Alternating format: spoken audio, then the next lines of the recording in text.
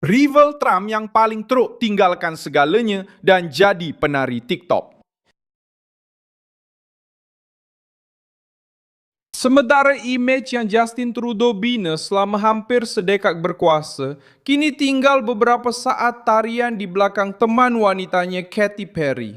Bekas Perdana Menteri Kanada itu kelihatan melompat di latar belakang video yang dimuat naik oleh penyanyi tersebut untuk mempromosikan lagu Watch It Burn di Stuttgart, Jerman, yang direkam selepas Trudeau meninggalkan kerajaan dan juga parlimen. Adegan itu mencetuskan reaksi segera kerana ia melibatkan lelaki yang pernah berdepan dengan Donald Trump dalam pertikaian perdagangan, menyifatkan tarif Amerika sebagai sangat bodoh dan menuduh Washington cuba melemahkan ekonomi Kanada. Ia juga melibatkan pemimpin yang telah menggunakan kuasa darurat terhadap konvoi kebebasan, membuka jalan kepada sekatan keuangan dan menyokong tuntutan vaksinasi yang menghalang sebahagian penduduk daripada menaiki kapal terbang dan kereta api selama berbulan-bulan. Sekarang dia muncul dengan tersenyum dan melompat sementara keputusan yang dibuat semasa pemerintahannya masih dibincangkan di mahkamah dan diingati oleh ribuan rakyat Kanada. Internet telah mengubah adegan itu menjadi simbol kejatuhan status yang sangat teruk. Apa yang tinggal daripada bekas lawan Trump? Bagaimana Trudeau boleh jatuh dari pusat kuasa ke latar belakang video TikTok? Saya akan ceritakan semuanya kepada anda. Jika anda suka kandungan yang terus terang dan tidak berbelit-belit seperti ini, pertimbangkan untuk melanggan kerana di sini ada video seperti ini setiap hari. Trudeau mempersembahkan realitinya. Peletakan jawatan pada 14 Mac 2025 apabila Mark Carney mengambil alih kerajaan Kanada. Dia juga meletakkan jawatan sebagai ahli parlimen dan berundur dari barisan hadapan parti. Kejatuhan itu berlaku selepas kemelut dalaman yang teruk, kehilangan sokongan rakyat dan tekanan dalam parti liberal. Perbezaan itu terasa kerana Trudeau telah bertahun-tahun cuba memainkan peranan sebagai penyeimbang politik kepada Trump. Pada Mac 2025, semasa perang perdagangan, beliau telah pergi. Beliau menyifatkan tarif yang dikenakan oleh Amerika Syarikat sebagai sangat bodoh dan menuduh Trump mahu menyebabkan kejatuhan ekonomi Kanada untuk memudahkan satu aneksasi. Kemarahan konservatif terhadap tarian itu lahir terutamanya daripada ingatan terhadap konvoi kebebasan. Pada Februari 2022, Kerajaan Trudeau telah mengaktifkan Akta Kecemasan buat kali pertama dalam sejarah Kanada. Langkah-langkah tersebut membenarkan bank membekukan sementara akaun-akaun yang berkaitan dengan sekatan jalan tanpa perintah mahkamah terlebih dahulu.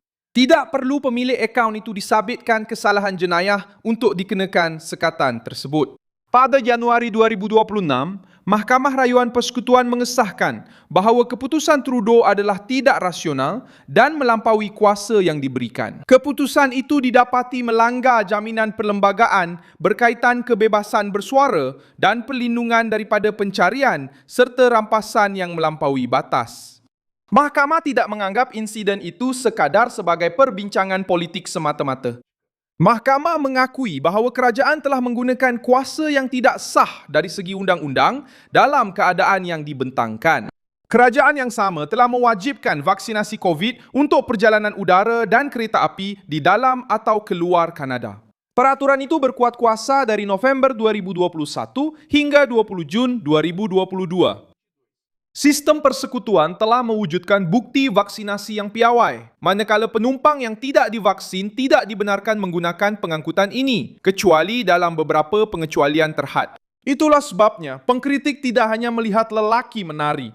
Mereka teringat bekas pemerintah yang menggunakan kuasa negara terhadap protes dan terhadap mereka yang menolak tuntutan kesihatan tertentu. Bagi ramai rakyat Kanada, melihat Trudeau melompat tanpa rasa bimbang menimbulkan kemarahan. Kerana akibat daripada langkah-langkah yang diambil semasa pemerintahannya tidak hilang walaupun beliau meninggalkan jawatan. Reaksi di media sosial sangat pantas. Penggulas konservatif dari Amerika Syarikat menyindir Trudeau sebagai pelakon tambahan dalam kerjaya Katy Perry dan mengingatkan kembali pertembungannya dengan Trump. Ada yang menyatakan bahawa bekas ketua kerajaan itu telah beralih daripada menghadiri mesyuarat antarabangsa kepada muncul secara hampir tersembunyi dalam video promosi. Kanada terus terlibat dalam perpecahan antara Washington dan sebahagian Eropah, tetapi kini di bawah Mark Carney. Laporan terkini menunjukkan pemimpin-pemimpin Eropah membincangkan cara untuk mengurangkan kebergantungan ketenteraan, teknologi dan ekonomi terhadap Amerika Syarikat. Mark Carney telah mendekati gerakan ini dan mula menyokong hubungan yang lebih kukuh antara Kanada dan Eropah. Sementara Justin Trudeau menari, Rusia menghadapi krisis bahan api yang menunjukkan bagaimana perang telah menjejaskan kehidupan harian rakyatnya. Serangan Ukraine terhadap kilang penapisan telah mengurangkan pengeluaran petro Rusia kepada kira-kira 65% daripada permintaan bermusim. Barisan panjang selama berjam-jam telah berlaku di stesen minyak. Jualan dihadkan dan video perbalahan serta pergaduhan mula tersebar. Satu rakaman menunjukkan dua lelaki bertumbuk berhampiran barisan panjang kenderaan.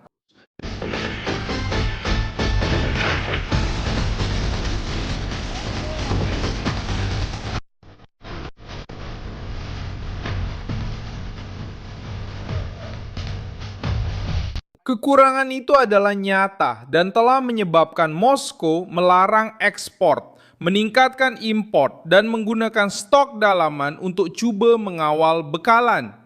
Loji penapisan utama telah menghentikan atau mengurangkan operasi selepas serangan itu. Tekanan itu telah dirasai oleh pemandu biasa, syarikat pengangkutan dan kawasan yang jauh dari pusat utama.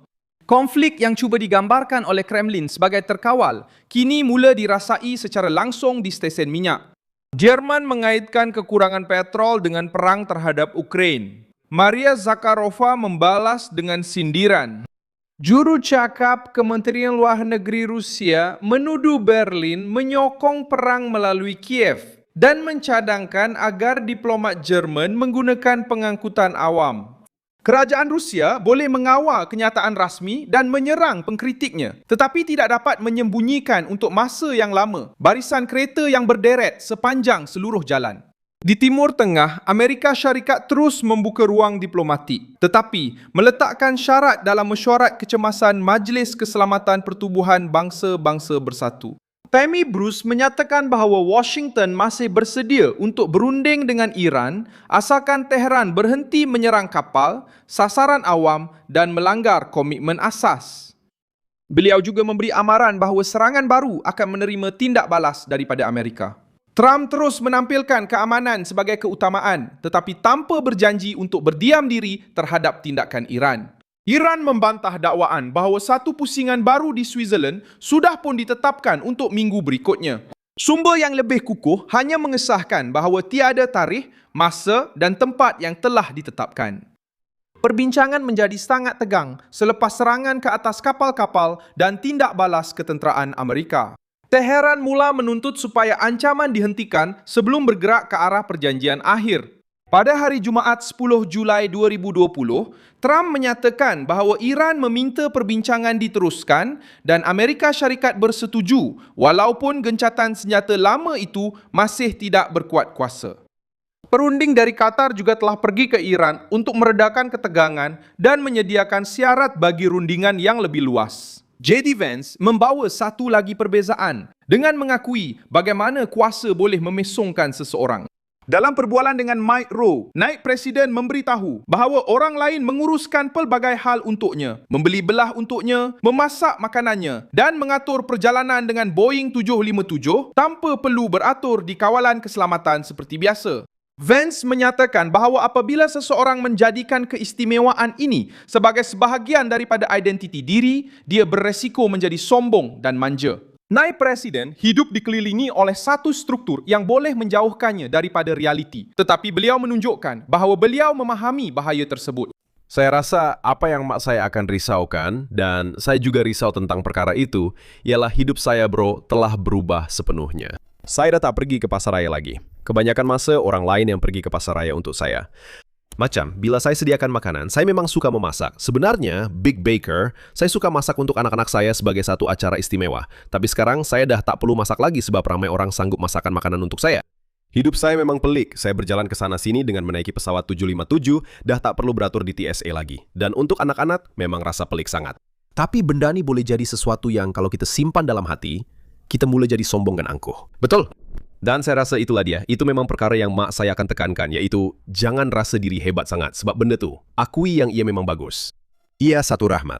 Sudah tentu, Ia datang dengan tanggung jawab dan kewajiban, tapi dia akan sangat bangga dengan saya. Saya tahu itu. Dan dia juga akan pastikan saya tidak terlalu berbangga diri.